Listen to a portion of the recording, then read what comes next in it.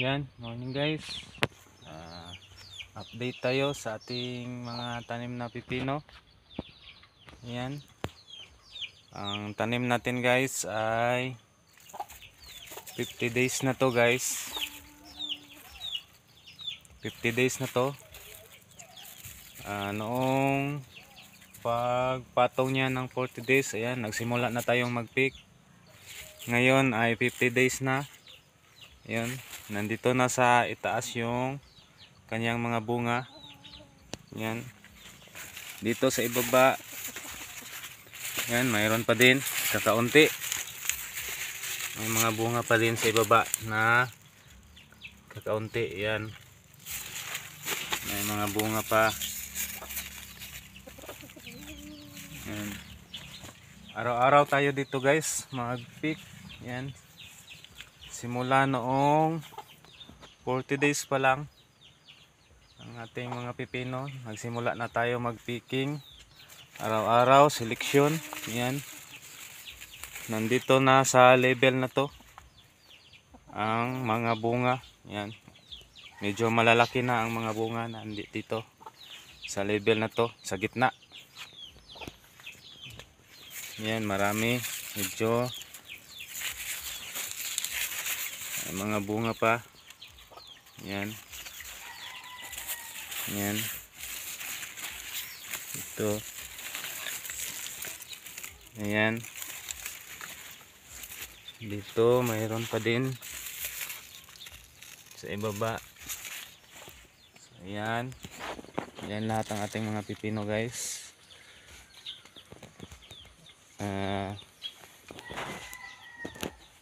Ang nakuha natin dito around 1,100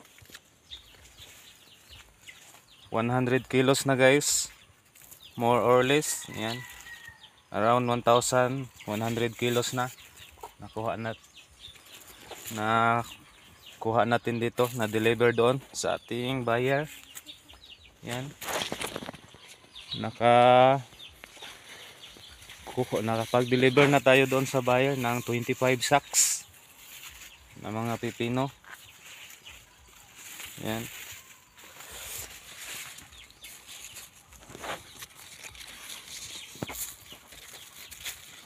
Yan ating mga pipino guys. Medyo matanda na. Nagsimula ng naninilaw na yung mga dahon. Ating mga pipino. Yan. Gumagapang na din sa nilagay natin na extension. Yan. Mamayang hapon mag-pick ako nito. Selection pa rin. Araw-araw tayo mag-selection guys hanggang sa mamatay ang ating pipino. Yan. 70 days lang ang lifespan sa pipino guys. Hopefully makaabot tayo ng 70 days. Yan, pagdating ng ganyang edad, yan, kakaunti na lang talaga yung ma-pick natin. Ngayon dito na tayo sa gitna. Dito sa ibaba, yan, almost 90% na ang nakuha natin dito sa ibaba na bahagi. Yan, kakaunti na lang ang bunga dito sa ibaba. Paisa-isa na lang. Yan. So, at least kahit pa paano mayroon pa din dito sa gitna na bahagi. Ayan. May mga bunga pa na maliliit. Yan. Yan. Yan. Hanggang dito sa itaas. Yan. Ganyan talaga. Ganito talaga ang pipino guys. Mula sa ibaba hanggang sa itaas. Yan. Kung saan aabot yung vines niya. Kung medyo maganda pa. Kahit saan aabot ang vines niya. Yan. Magbibigay talaga siya ng bunga. Yan. Yan. Much higher ang paglagay ng string. Yan. Much better. Yan. Yan, so far may mga bunga pa. Yan.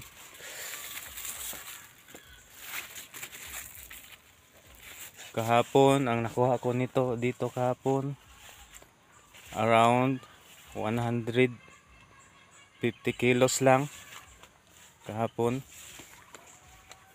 Ang pinakamarami ko nakuha dito guys, nakapag-harvest ako sa isang araw ng around 300 kilos sa isang araw. Yan. Hopefully makakuha ako dito ng 1 kilo per puno. Yan, average class A at saka class B, yung segunda class B. Yan. Yan, so far, yan, medyo kampante na tayo kasi medyo nakabawi na tayo. Yan, nakabawi na tayo sa pipino guys. May profit na kakaunti. Yan, may profit na tayo na around 4K na yata yung profit natin. Itong lahat, no, ito lahat na nandito, yung mga bunga na to na ipipik pa lang natin. Yan, bali profit na natin to. Yan, medyo kampante na.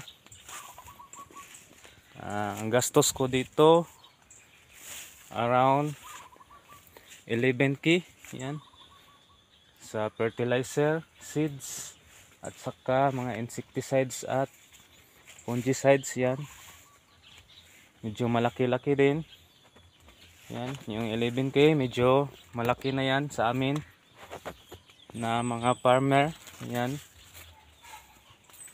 yan, nakakuha na ako dito ng around 1,100 kilos. Yan, ang bilihan naman sa pipino, ayan, 12 pesos per kilo, and depende, mayroong 13 at saka 12. Yan,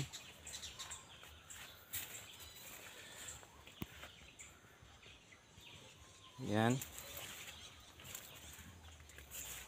may mga yellow spot na, yellow spot or leaf spot, ano ba ang tawag nila dyan. So far may mga bunga pa naman. Yan.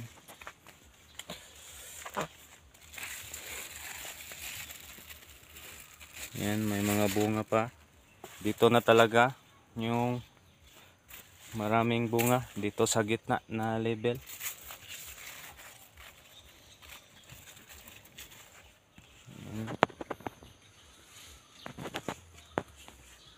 So far medyo maganda pa naman ang dahon.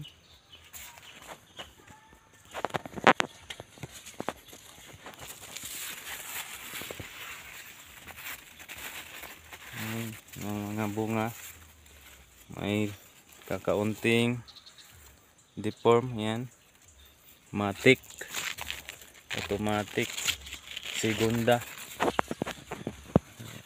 Yan,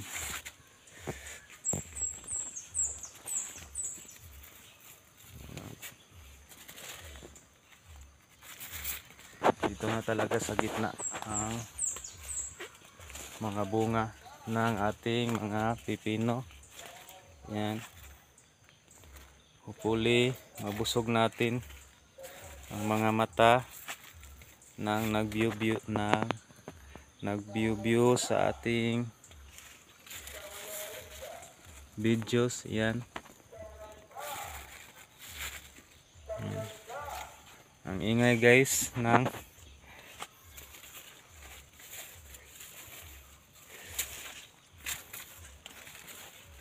nagbibenta ng isda. Ayan,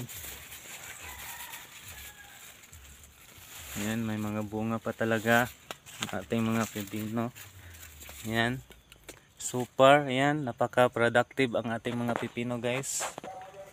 Hopefully makakuha tayo ng 1 kilo per puno. Yan, 2,900 hills sana to guys. Tapos may mga casualties dito sa block na to. Ito ay block to. May mga casualties dito around 200 plus or 200 plus or more. Ayan, kasi na babayaan natin, na busy tayo doon sa taniman namin ng talong. Ayan, kasi early morning at late afternoon lang tayo dito guys sa ating mga taniman na pipino, kasi malapit lang to dito sa bahay ko. Yan, yan, umabot na dito yung vines. Yan, ating mga pipino guys. Yan, yan, yan, so far yan, napaka productive ang ating pipino. Yan,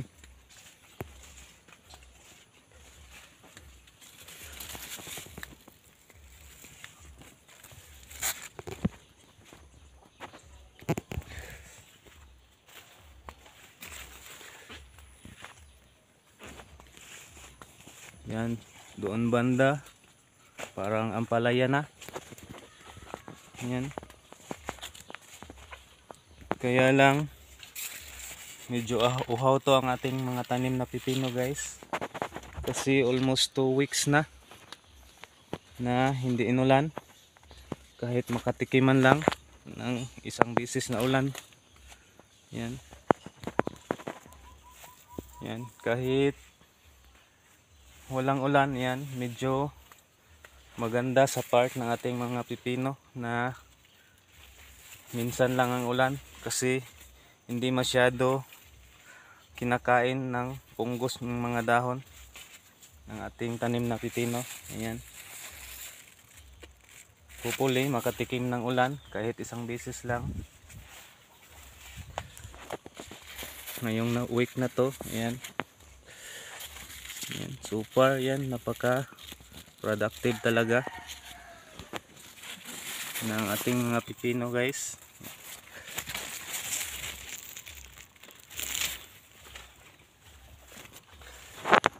Yan, very blessed. Yan, dyan yung black one natin guys. Ito ay black one. Yan, black one. Dito naman ay black 2. Yan, may single row dito kasi nasa gilid na to, may mga nandito na sa boundary. Yan, naka single row. At dito naman ay naka double row na to lahat. Yan, ito ay black 2. Yan, black 2.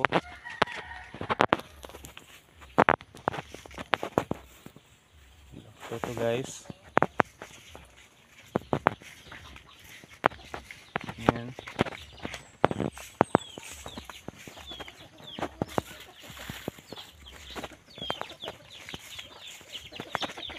hanggang dito to ang black 2 natin guys.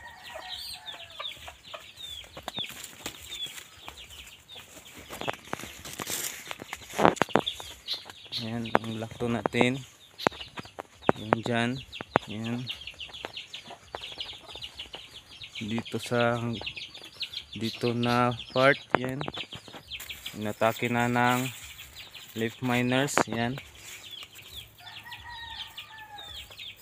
yan, okay lang yan kapag spray na tayo ng insecticides. Yan, kaya maabot talaga dito ang mga bunga ng pipino guys dito. Yan, may mga bunga maliliit. Yan dito. So hopefully makakuha tayo ng 1 kilo per puno. Yan, maka-average tayo ng 1 kilo per puno. Yan, kasi mga around 2,600 or 2,700 hells na lang to. Uli, ganun din ang makuha natin. 2,600, 2,700 kilos. Kasali na ang segunda. Yan, super. Yan. May mga bunga pa naman. Yan. Di naman ganun karami. Yan, at least kahit pa paano